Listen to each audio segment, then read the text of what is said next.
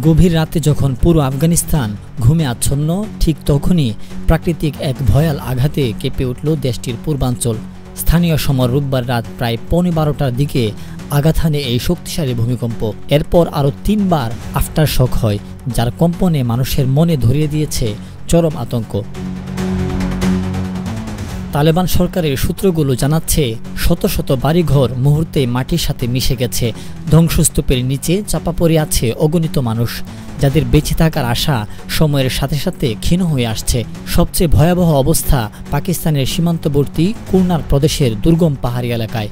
ভূমিধস আর বন্যার কারণে সেখানে যাওয়ার সব রাস্তা এখন বন্ধ, ফলে উদ্ধার কাজ চালানো প্রায় অসম্ভব হয়ে পড়েছে।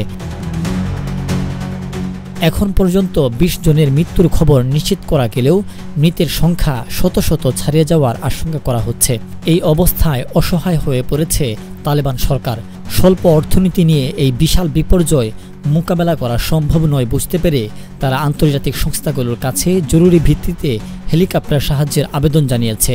তাদের মতে, আকাশপথ ছাড়া দুর্গম ওইসব এলাকায় পৌঁছানোর কোনো উপায় নেই।